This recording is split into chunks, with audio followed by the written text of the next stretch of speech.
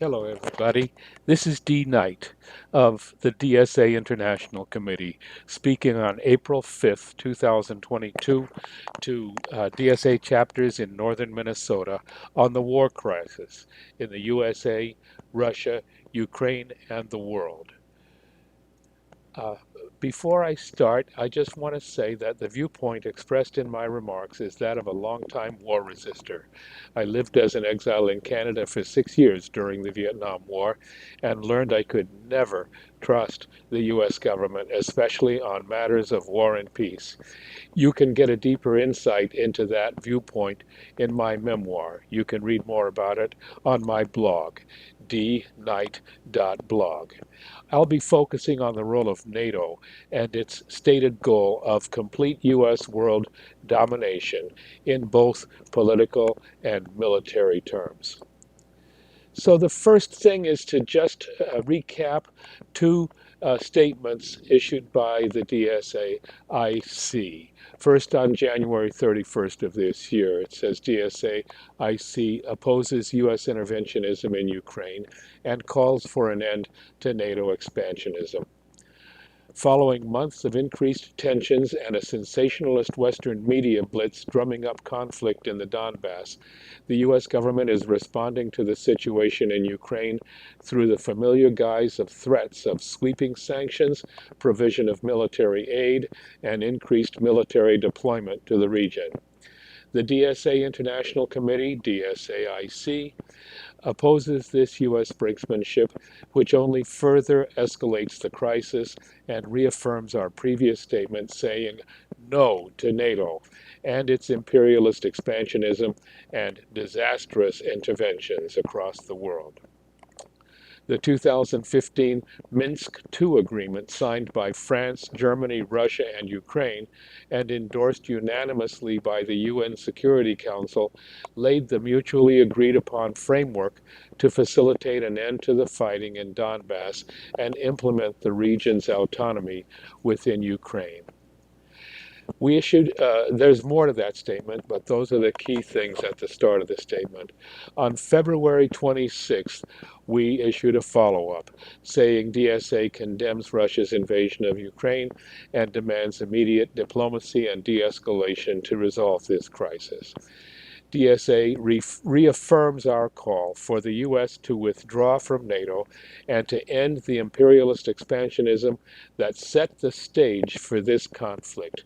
We call on anti-war activists in the U.S. and across the world to oppose violent escalations, demand a lasting diplomatic solution, and stress the crucial need to accept any and all refugees resulting from this crisis. So what happened and how, and who's to blame? John Mearsheimer, a leading proponent of the realist school of international relations, wrote that the United States and its European allies share most of the responsibility for this crisis. He said all the trouble really started in April 2008 at the NATO summit in Bucharest, where afterward NATO issued a statement that said Ukraine and Georgia would become part of NATO. The Russians made it unequivocally clear, Mearsheimer said, at the time, that they viewed this as an existential threat and they drew a line in the sand. NATO goaded Russia into this war, hoping to use it to cut ties between Western Europe and Russia, as we shall see. I just wanted to show this map, which you can see in at least one of my articles. Yeah, how NATO expanded. The gray area here is Russia. The nations in black were the original NATO members. There were 12 in addition to the USA and Canada.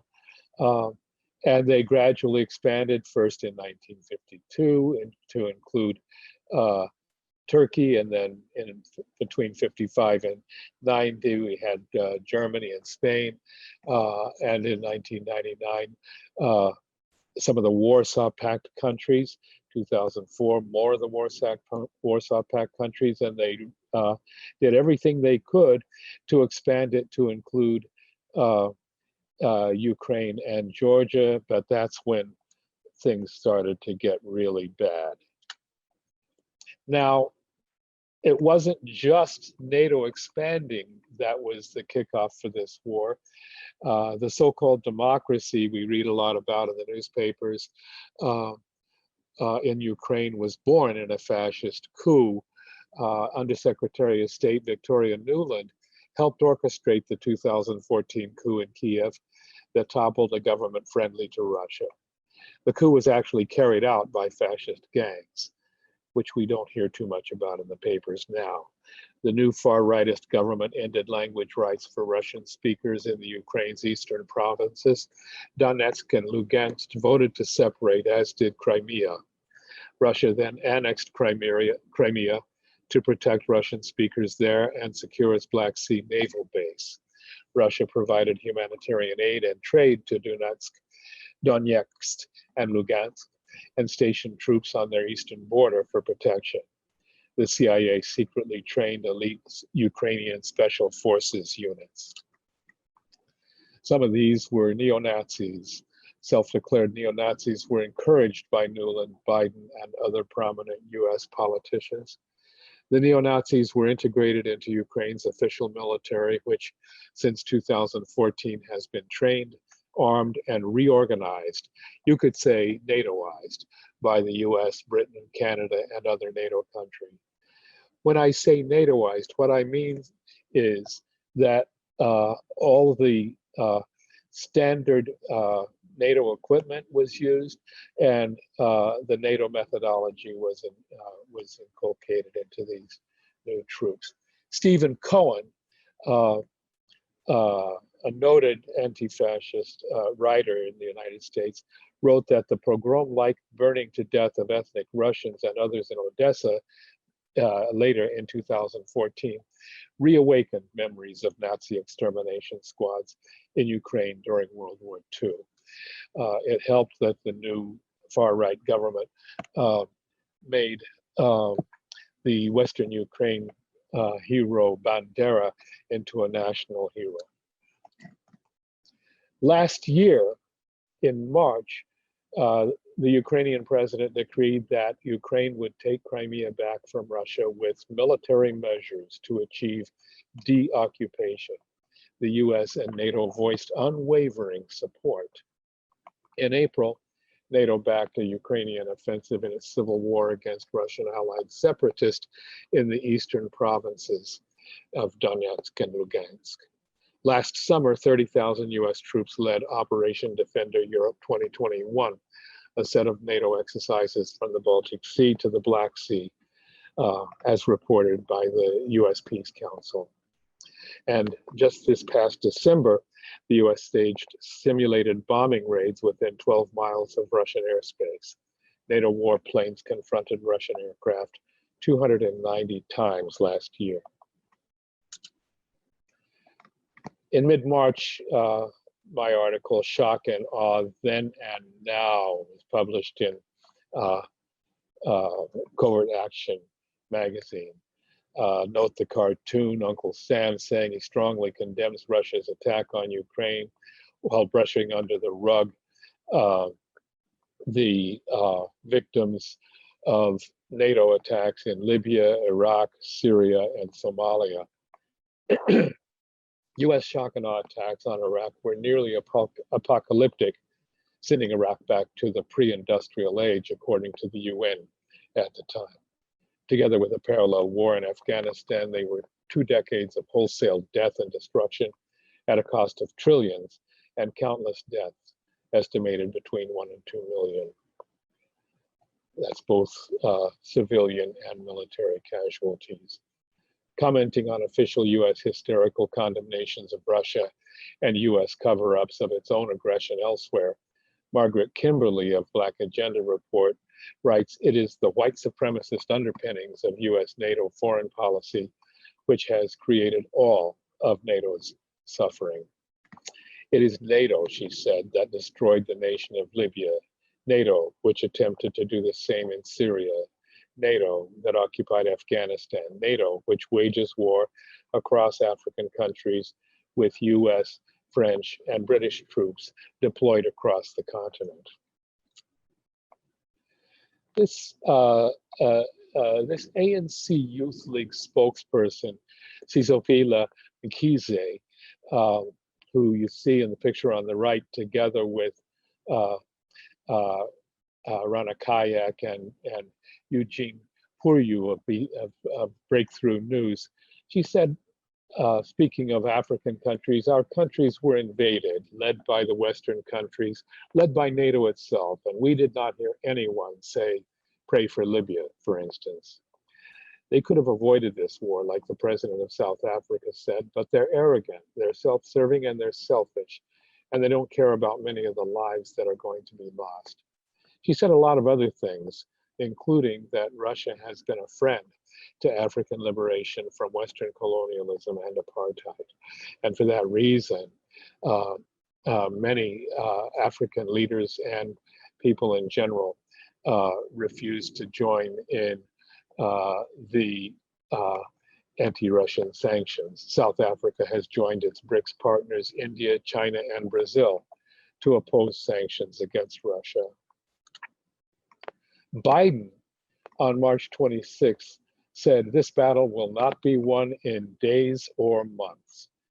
He declared Russian President Vladimir Putin cannot remain in power.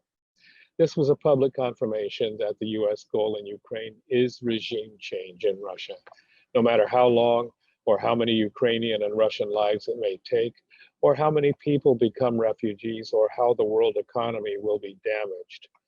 Biden's remarks came after a triple summit in Brussels of NATO, the EU, and the G7.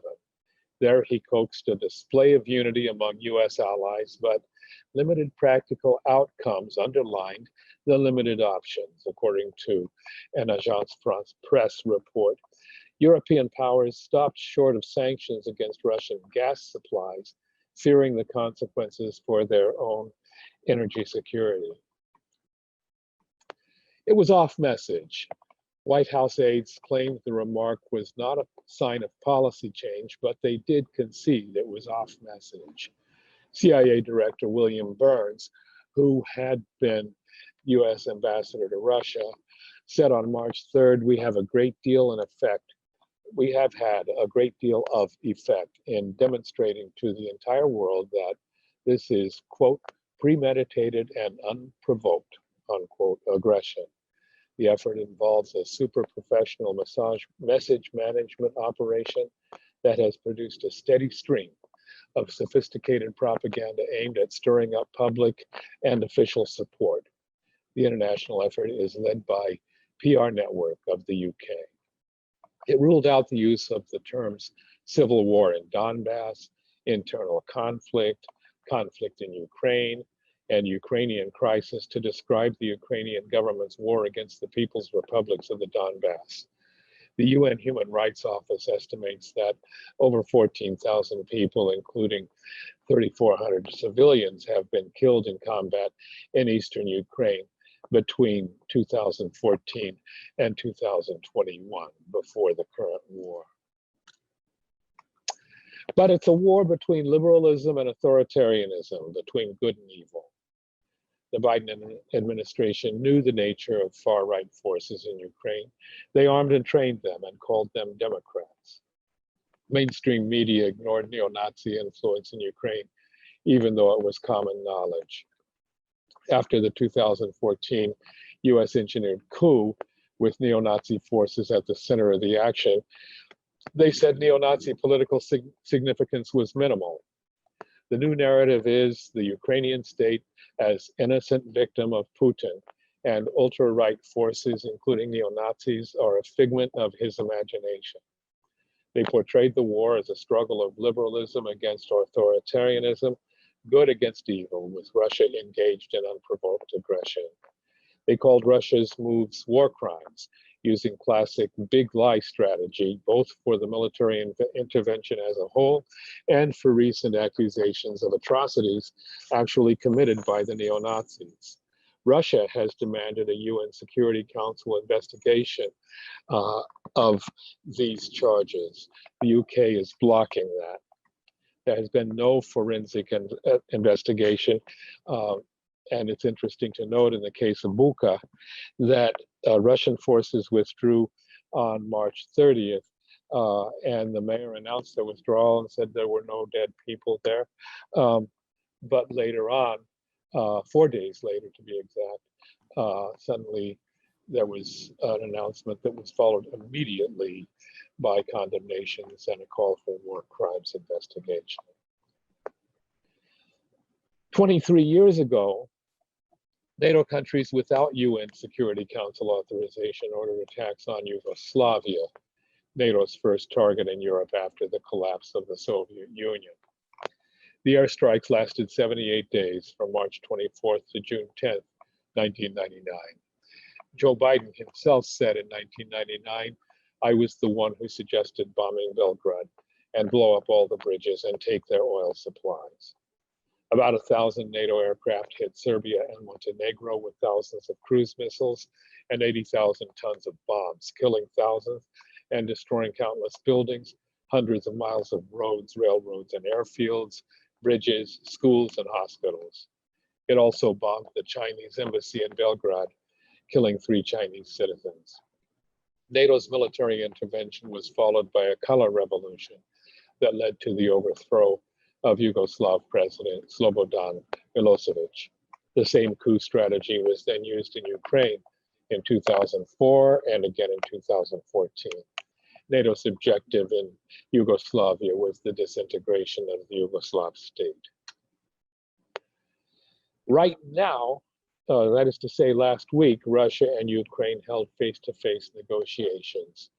Those negotiations took place after the Russian military announced March 26th that the main tasks of the first stage of Russia's special military operation in Ukraine had been completed.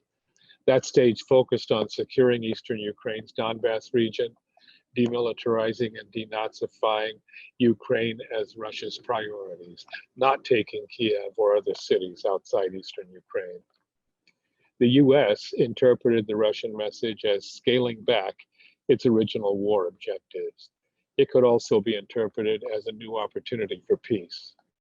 Scott Ritter, the famous inspector of Iraqi weapons of mass destruction, says Russia will consolidate its effort to protect Russian speakers in eastern Ukraine and demilitarize and denazify the country so a secure peace can be established.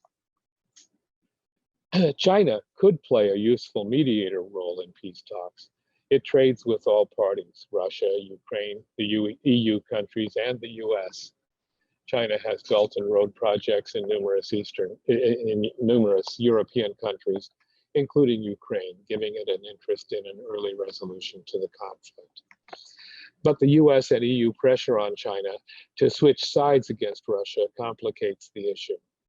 China says NATO, under the leadership of Washington, is the real initiator and driving force behind the conflict between Russia and Ukraine. What the US really needs, China says, is tense and conflicting Russia-Europe relations.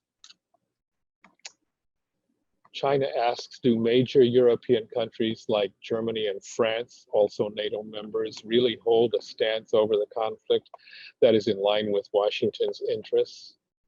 China says the EU will become the biggest victim of the Russia-Ukraine conflict. It will have to bear the brunt of the conflict. Germany gets 40% of its gas from Russia. As the Ukraine crisis developed, China says the differences between the US and Europe will become inevitable once the public opinion in major EU countries changes. China-EU relations cannot be kidnapped by the Ukraine crisis, and Europe should no longer be abducted by the US foreign policy, China says. Economist Michael Hudson says US policy is to control the world and to repeat in Ukraine and Europe what it was doing in Syria and Libya. Hudson says this war locks the NATO countries into dependency. Russia is not an enemy, he says. Germany and Europe are the enemy. This is a war to lock in US allies so they cannot trade with Russia, and I add, or China. NATO is also stoking war fever against China, both in the South China Sea and in the Straits of Taiwan. John Mearsheimer, who I mentioned earlier, the noted exponent of the realist school of international relations, says the disaster in Eastern Europe will cause a wrecked global economy. He insists the West bears primary responsibility for it. Biden says there will be food shortages. It's going to be real. He says the price of sanctions is not just imposed on Russia, it's imposed upon an awful lot of countries, including European countries and our country. Workers in Spain, Greece, Italy, France, and Germany have protested soaring prices for fuel and food. Truckers and farmers on tractors have blocked roads in recent days. World Trade Organization Director Mkhize Iweala predicted hunger and food riots in poor countries.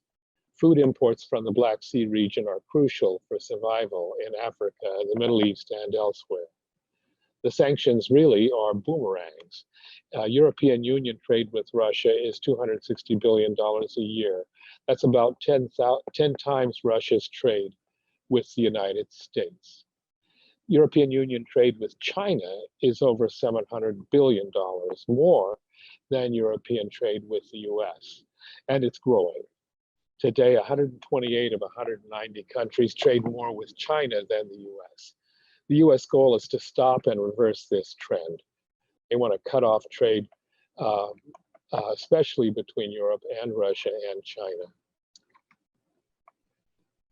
As a result, the Global South is getting pummeled, according to the executive director of the UN World Food Program. Russia and Ukraine produce 30% of the world's wheat, 12% of its total calories, 17% of the world's corn, 30% of the barley for animal feed, 75% of sunflower oil used for cooking. Russia is the world's largest supply of fertilizers and natural gas, which is a component in fertilizer production. According to Beasley, the United States has really sanctioned the whole world.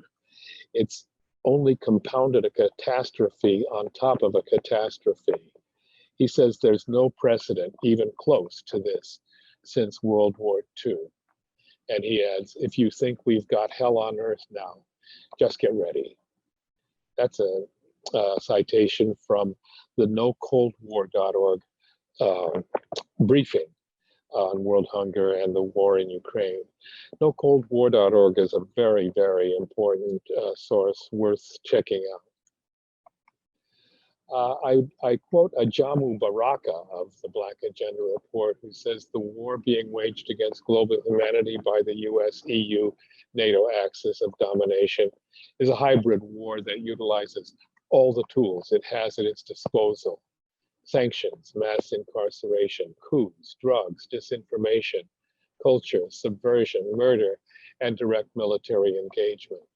You can see that he's giving us a big picture that includes not merely what's happening in Ukraine, but here at home.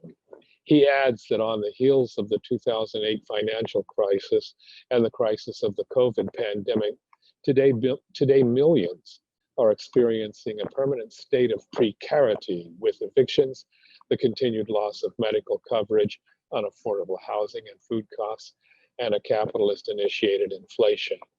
I don't know, I assume that prices for gasoline and food and other things have risen sharply out there, just as they have here in New York City. Baraka says US rulers hope that with the daily bombardment of war images, US workers and the poor will embrace rising costs of gas and even more increases in the cost of food. Code Pink calls on us to support negotiations for peace. She said the US, which played a major role in exacerbating the conflict, must now play a major role in the negotiations to achieve a ceasefire.